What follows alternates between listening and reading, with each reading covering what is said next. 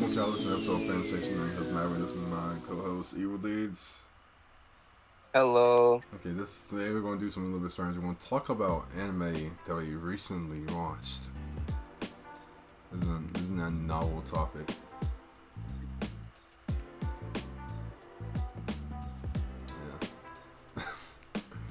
Yeah. You're gonna keep going. No. I'm a little bit low energy today. Um, it's gonna be a chill. This is gonna be a more chill discussion. Probably might go into a little bit rambling, rants, some other thing. I've watched about 4 anime this season. I plan to watch more. These are gonna be just a general first impressions of the season. I've seen. Let's see. I've seen at least one episode for anime this season. I've seen one episode of what is it? I'm The beginning after the end. I'm blanking out. I've seen 2 episodes of beginning after the end. 2 episodes of Be Your X. We just watched Country Bumpkin. Yeah. And then Fire Force. Fire Force. Okay. 2 episodes. I've seen 2 episodes of beginning after the end. 2 episodes of To Be Hero X. 2 episodes of Fire Force, and then 1 episode of Country Bumpkin. So that's.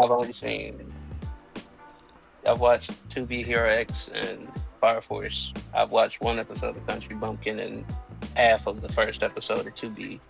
Not 2B. Beginning after the end. Yeah. I was thinking about watching another. I'm probably watching another episode of Country Bumpkin.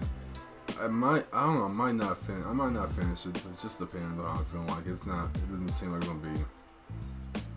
The animation is just bad enough to where it's like it's not even that fun to watch. It's like a turn your brain off show. It's like I feel like this might be a little bit controversial, but I prefer the animation of the beginning after the end to Country Bumpkin right so far. Like I feel like I don't know about that. No. The thing is, Country Bumpkin has more animation,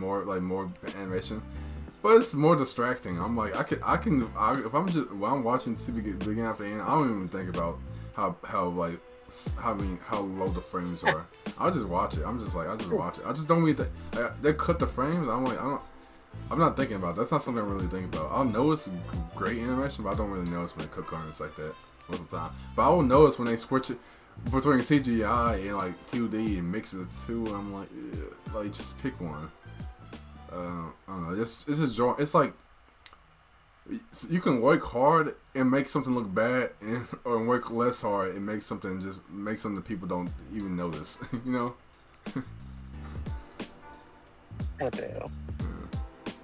What's news? I'll get into news.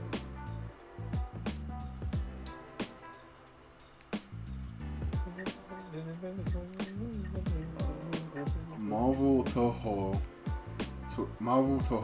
to release Godzilla Destroys Marvel Universe comic series. That's gonna be interesting. They've done that a few times. Godzilla Destroys the Marvel Universe? Yes, they've done that a few times before. You've heard of Deadpool Destroys Marvel Universe before, right? Yeah. I think they've done a few other characters, but I can't remember which ones at the top of my head. Next, Licorice Recall, Friends of Thieves of Time anime short films to stream on Aniplex USA's YouTube channel, so they're gonna be for free, I think. So cool. Is Licorice, whatever it is, have they even gotten to season 2? Nope. But they're original anime though, so they got that going for them. Street Fighter 6 games teaser trailer reveals Elena's release on June 5th. So that's cool. Surprising Street Fighter news. Mobile Suit Gundam The Origin manga gets deluxe edition. Okay. And Capcom Fine Collection 2's trailer highlights Project Justice and Plasma Sword. So that's all for news. A little bit anime game news and also manga news. Okay, so I guess I'll start with the ones that we watched the least of, and that would be Country Bumpkin, I guess. Okay, I guess we'll go Country The Bumpkin. least? The least, yeah. Yeah, the least. Yeah. So I guess collectively between two of us, I have the least to say about Country Bumpkin. I think Country Bumpkin. Actually, what do you have to say? I don't have much to say. I think I've already said what I said before. It's all right. Country Bumpkin probably won't get as interesting until like after this whole beginning portion. That's when they set up the conflict. Yeah. By the way, he's read the manga up to a good point. Yeah. It's based on the manga is also based on light novel, so like we're like 2 degrees of adaptation here.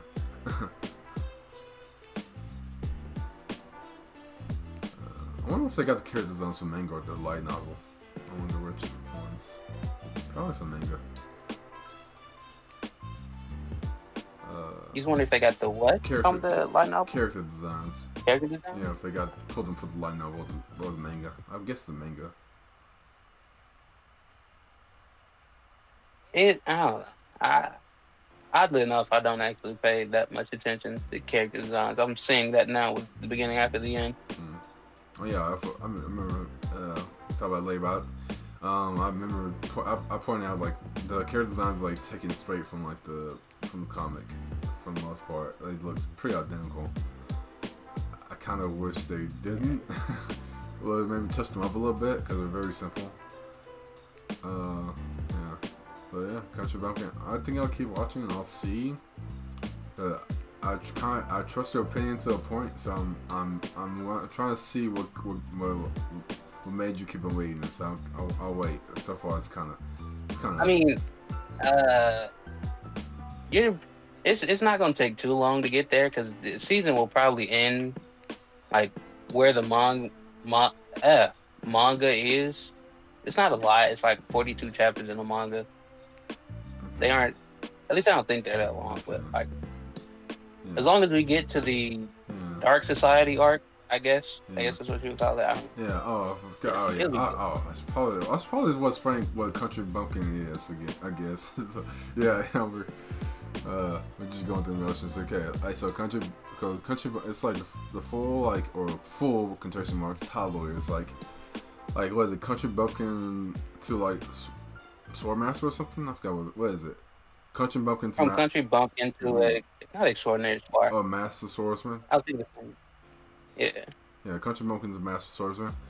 And so it's about this like middle-aged dude who's been training in like his family. He's been like training people in his family dojo for like decades, and like but he's been doing that for like like his whole life. The last 20 years. Yeah, the last 20 years. And then one day one of his students who is now a very successful knight in the capital country he lives in, I think, comes to his dojo and says that she wants him to start training at the capital now. Like and from there he wants him to be a teacher. Yeah, and from there he moves to the capital and becomes like a full-time teacher at the capital. And he starts running to many of his students who all the ones we met have been very successful, and they all say that he's actually an incredible swordsman, and they have not met anybody who matches his skill, while he thinks he's just an ordinary guy. When it turns out he's actually apparently extraordinary, and that's as far as I've gotten now at this point. That's what I've heard from the synopsis and I've seen from episode 1. He's just a special old dude. Yeah. That is strong. Okay, yeah.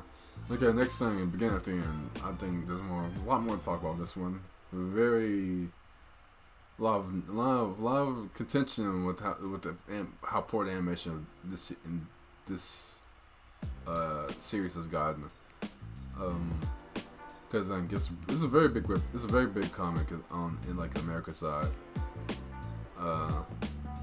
It's like one of the biggest. It was based off a novel that was really popular, and it was able to get an anime, but the adaptation so far it's like it's kind of lackluster. Like because a lot of fight scenes will be like it's not an exaggeration. A lot of fight scenes will be a character about to do something, and then it'll cut to the character already doing that thing. And that's like for a bunch. You go from watching an anime to a visual novel. Yeah, it's a slideshow, and it's just not very good. I mean, it's just that's I don't know why. I don't know why. It feels like they just really wanted to make this anime, and they just accepted the first studio that gave them a deal. It is very weird that something with as much promise as it's not that. It's not that weird. I would if you told me beginning of the end was getting animated adaptation, I would have expected something like this. Honestly. Like, really? Yeah, I wouldn't. I wouldn't. I mean, because like, when have you ever heard of a Western American comic getting an anime adaptation? Like, I just unheard of. I wouldn't expect anything good from something that hasn't been done before. It still counts as a manhwa, brother. It's not. I mean, you can maybe. It is. The dude's Korean, but he's like he made it in America and it's produced by an American company. It's like.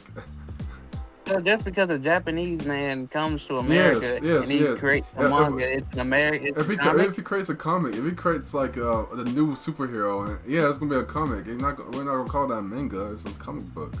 Yes, you would. No, like this is like a new X-Men book out, like Ultimate X-Men, and the person who's making that is Japanese, or is that a manga now? Because she's the one making it. Yes. Okay, whatever.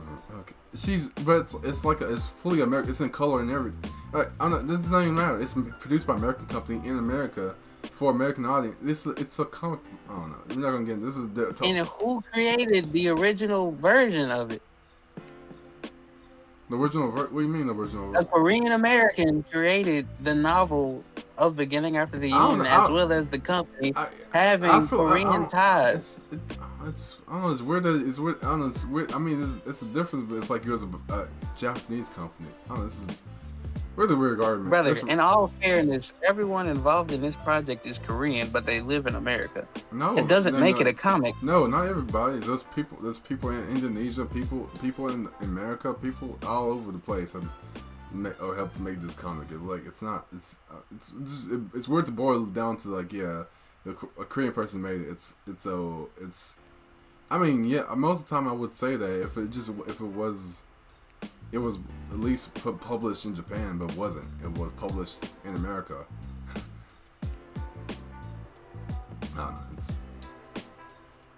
It's very close, and also it's not the person who made the comic isn't even Korean. The person who wrote the book is Korean, not the person who made the comic. Like it's so many layers to this. I'm like, no, it's not. Fuyuki was Korean. Huh? Fuyuki, the original artist, was Korean. Really? Are you sure about that? Fuyuki is a Japanese name, though.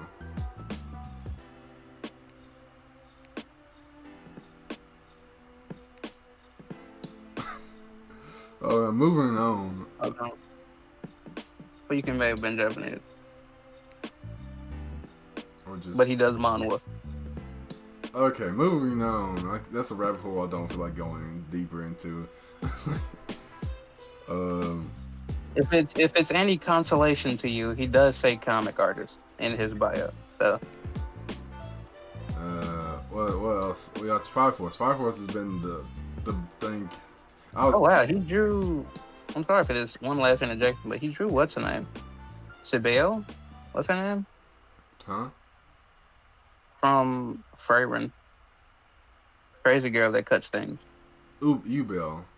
Oh, he drew Ubel? He drew Ubel. Oh, you mean he just... Oh, like fan art. I was like, wait, what's... Oh, yeah, fan art. Okay, yeah. I might check that out. That could be cool. Okay, Fire Force. Fire Force is one of the things I've been most excited for this season. So far, Fire Force is living up to the name. The past seasons. Wait. Man, you made a fire joke. You figured it out. But this season doesn't seem like it's going to move around a lot. I can already, I just already feel like the first 5 episodes are gonna take place in this prison. But yeah, we got Shinra Yeah. and Company 8 back. They're Yeah. on the run now because the White Clads are now infiltrated the Japanese government. Fire Force moved fast, so I feel like the first, I feel like you're right about the first 5 episodes gonna be in the prison. Maybe even just the first 4, and then they're gonna move on to something completely different. It feels like they do that a lot of times. It's like the opening, it's like, yeah, this is just the first 3 episodes, and then something else. Yeah, but they arrested Obi, who was the captain of Company 8, which is why they're gonna break him out of prison. So yeah. It's an interesting season. I'd watch it. I'd recommend to watch it. It definitely does not. It is good. Definitely recommend to watch it. People to watch it. It's great. Catch up if you're not. That's what I would recommend. I was gonna say this definitely. Hey, spoiler alert. What? No, I already spoiled. I just said spoiler alert. I feel like it wasn't. I feel like that's very general. I feel like I feel like when it comes to the season, if you were just like reading the synopsis of the season, you will find that like I don't think you really spoil anything like for the most part. Like Obi going to prison, I guess. I mean, it's not too big. The White Clad joining the government. I think that's a fair enough spoiler. Okay, that is a big one. I didn't hear that part. That is a big thing. I was like, what? Obi going to prison? That's bound to happen with what all they're doing. But yeah. I always assumed the White Cloud were part of the government, but I mean, eventually I found out they weren't. But I feel like it's all coming full circle now. It feels weird for the White Clad. Let's stop spoiling. So what we've talked about? I was going. I have my point. I was gonna say this definitely. So Fire Force should be ending in 2026, from what I remember. And this definitely does not feel like the end. It just feels like another season. So I'm wondering when they're gonna start ramping up that final arc vibes. Maybe not. Maybe not until the next season happens. Which, like, I think this is gonna be 24 episodes, and then next season is when the final when it actually ends. Yeah, what is it? Because does it feel like leading to the final arc? Because it doesn't to me. To be fair, it didn't even feel like it started. Fire Force is just a show that feels like when you get into it, you're into it. There's no beginning, middle, or end. You're just, there is a middle. You're just perpetually in the middle. Yeah. I mean, there's no we don't know how many pillars there are, so it's not like a progress bar of how many pillars there should be. So it doesn't even feel like, it wouldn't be like, we finally have the 8th pillar now, so it should be pretty soon to the end of the series. It's not even that, so. You can't just like plan it out. You just gotta go with the flow. Yeah, we don't. You get there when you get there. Yeah, it does. I mean, things would definitely change. But like, the only reason I know it's going to end because they said that with like the news and trailers and stuff. I wouldn't know this would be the second to last season if it wasn't the case. If that wasn't the case, I would think it could keep on going and going and going. But yeah, so we talk about that, and then we talk about other series, Country Bumpkin, beginning out the end, Fire Force, and I guess last thing is to talk about 2B Hero X. 2B Hero X. Which is this right here, bro. 2B Hero X. It might end up being my favorite for the season. I'm not gonna hold you. I'm really rocking with 2B Hero X right now. Yeah, I am too. I'm not sure. I just have a grain of salt with everything. I'm like, I am too. But like sometimes I'm like, that was a weird decision. I'm like, okay. Is that a joke or is it just I'm supposed to take it seriously? But like other than that, it's great. I'm hooked. I'm hooked on this show. Like there'll be a scene where I'm like, okay, was that weird? Was I supposed to laugh? Or was just how this world works, or is how the characters act? You know, I'm still getting. I'm not sure. Is this just because like this is so different from other anime, or is it just or is it just, or is it, I don't know, or is it just how they're trying to do it? You know what I'm saying? Yeah. Yeah. I don't know if we went over to Be Hero X, but in Yeah. short, it's the story of a loser trying to work his way up to being a hero. So we start the story with a hero named Nice. Explain the power system of this verse, I guess. You get powers by trust. So the more people that trust in you, like a hero would have people trust in him, the stronger you are. And the caveat that they don't really explain is that it also tweaks your powers. I don't know how though. I don't know if it's it shapes just how people think you should be, or if it's just like it shapes your powers, but also shapes your everything about you. It shapes your, it's even good shapes your appearance, but also your personality as well. As we've seen, so it really molds it's like locked in as well. Yeah, it molds you. It's set. Yeah, and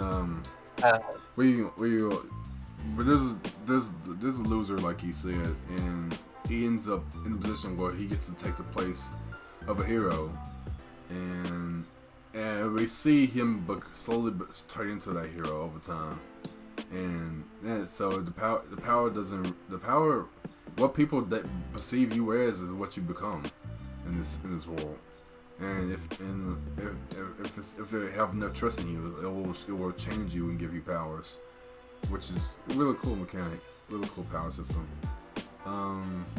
So far it's just we were just following the perspective of this one guy who's trying to fill in the spot of a hero and slowly getting there.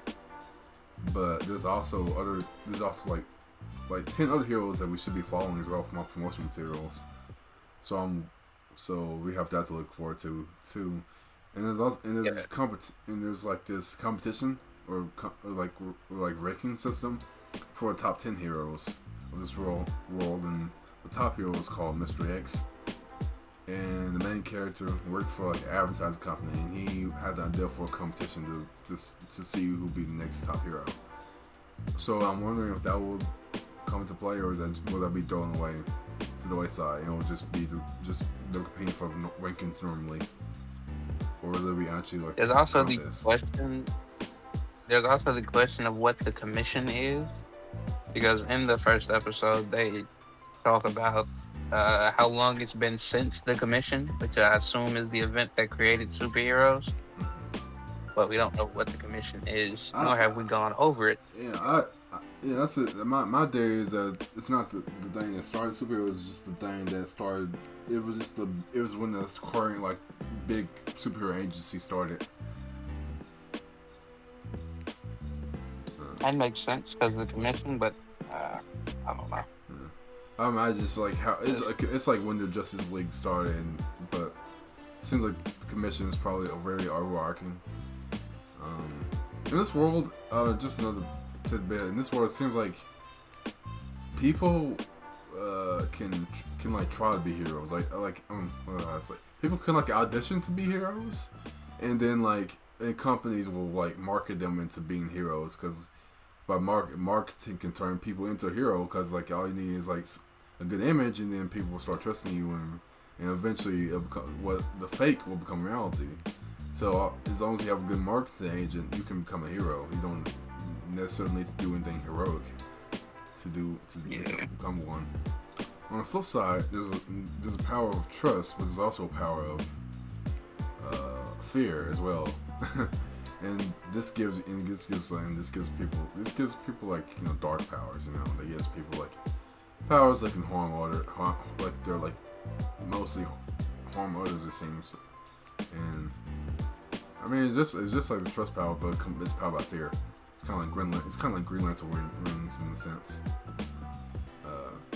Yeah, but so far, I mean, but I feel like other than the story, which is really good, it has a lot of plot twists, even in the past 2 episodes. Other than the story, I think what's even more impressive to me is the animation of this series. It's all in CGI. Wait, no, it's not all in CGI. That's actually not. No, it's mostly CGI. but there's times when it cuts to different art styles. Primarily a 2D kind of comic book art style that goes into a lot of like flashbacks and certain key moments of fight scenes. There's also the chance that each separate hero has their own art style. Yeah. Which would be interesting to see. Yeah, so far, yeah. Kind of like Across the Spider-Verse, like how they had Noir with his own coloring. Peter Parker looked different. Yeah, it's kind of interesting that Spider-Verse kind of dropped that towards like dropped that in the second one. I mean, not really, but like it became less the character became less drastic. Like it did keep it, but like, it sort of blended with the art style. It became less drastic. Like it would be subtle. You have to really pay attention, but it was less blatant. It was less blatant like it was in the first movie. We had like black and white anime style, like just other styles. Penny Parker. That's the word. No, I was about to say. I thought you were talking about one. Peter Parker. Yeah, that's the one. Yeah. So any other thing to talk about? Any other new shows you've been watching? Those are the only shows I've watched. I did watch one episode of Red Ranger gets isekai, whatever the fuck it's called. Yeah. How is it? Yeah, I didn't know they had a manga. Really? It wasn't that bad. They had a manga. And they also apparently have Super Sentai. Huh? And the only thing they're missing is Ultraman. I've seen a lot of comments on that. What are you talking about? Like the Japanese sort of Power Rangers. You have Ultraman, Super Sentai. You have what is it? There's 3 like popular ones. Well, I just know Tokusatsu is Ultraman, Super Sentai, and that's like all the Power Rangers stuff. I'm not sure what the third one would be. There's another one. Can't remember. I know there's like a magical robot genre, like SS Gridman and stuff. That's it, huh? Like this is like a magical robot genre. Like think of Gundam, but like really way more fantastical. Like very it's like trains turn into robots, like that kind of thing. Like Power Rangers, like Kamen Rider. Yeah. That's part of Super Sentai though. That's part of that. I think. Yeah, Kamen Rider is fairly different. No, I feel like it's part of the overarching like thing though of Sentai. I don't know, I could be wrong though. But I think it's Sentai and Tokusatsu with the giant like monsters and stuff fighting. But yeah, Red Ranger. I feel like Red Ranger in other words is a good idea. It's like Power Rangers or Super Sentai are just weird enough to where they stand out in like a fantasy world. Or just weird. You know, he is very stupidly like classic Red Ranger, or like classically like our friends. Like is he overpowered? Like he's cheesy. Oh, very. Yeah. I'll be it has all the same tropes of like the standard thing, like the power of bonds, like some stupid shit like that. When he transforms, the explosions behind him. Yeah, okay, yeah. It's like a physical thing every time he transforms. I was about to ask, like when he poses, does he actually cause explosions? Like, yes. We've like the female lead got blown up because he transformed and she was right behind him. It was so fucking stupid. Yeah. You know, he has the Megazord. I don't know what it would be in Japanese, but you know, he has the Megazord. Yeah, it's a pretty cool little watch. I haven't watched all of it. I've only watched, I think, 1 episode. Okay. But it's cool. Well, I guess we talked about all the anime we've seen so far. I plan to watch more. I might watch less of some. One last thing, because I found it funny that it was I had started reading a manhwa called Jungle Juice, which is about like human insect hybrids. And then like right after that, I saw something called Insector. It's not the same premise at all, but it's like it's so funny that there are two insect manhwas that were recommended like back to back for me. I mean, I feel like once you read one, and then the algorithm is going to be like, right, so you're interested in insects, I see. Here, why don't you try this?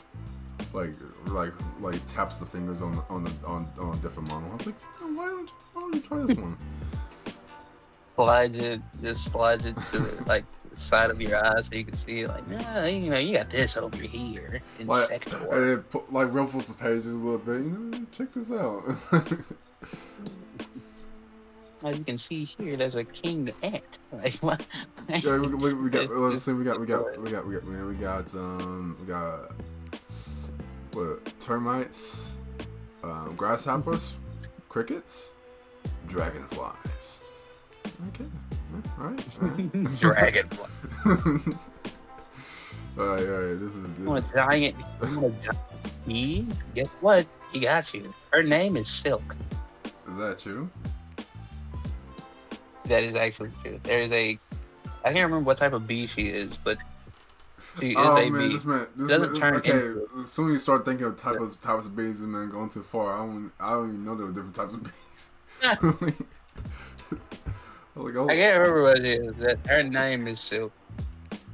This man's about to come in. But the MCU's plight is really cool. What's his it's part? Weird, I'll have him. They'll find out. What was it? Well, the insectors are, I think they're first and foremost insects that have evolved into human bodies or like human forms, and they have like completely new forms when they turn back into their insect forms. They're obviously more human-like, fucking 5'11" or whatever. And the MC is very weird because I don't think he was an insector at first, but he was turned into one. And whatever turned him into an insector fucking hates him. Because unlike other insectors that feed on humans and they don't eat kin because that's crazy to them, he's known as the Kinslayer because his ants only feed on other insectors. And if he doesn't do that, if he doesn't feed them enough, they just try to eat him alive and take control of his body. Oh my gosh, this is. Oh yeah, that makes me that is not something I feel like I would read, but like I feel like something I would check out and be like morbidly be interested in and be like, oh man, why am I reading this? And then I don't know if I would recommend it. It has. It feels like something you gotta just stumble on upon yourself, and then you finish and you're like, oh, why did I read that? I'm not recommending this to anybody, but it was kind of fun. It looks cool. It looks very, I don't want to say poorly drawn, but it doesn't look like some solo leveling type shit. Oh, yeah. It's like stylistic, or is it? What is that to call it? I don't know. Avant-garde. Yeah, we're just drifting further. Well, that's pretty. Yeah, I'll probably check out more. I want to check out Ranger Reject. Got to catch up with the anime from last year. So a few other things. I don't know. I don't know if I'm gonna be able to keep it. It's not too much at this point, but yeah, there's a lot of good stuff that's come out this season. So I want to check out a few of it. Just enjoy the experience. Because some seasons are dry spells, but this season isn't. This season is a really good season. Alright, well, with that, I'll see you on the next one, Travelers. Adios.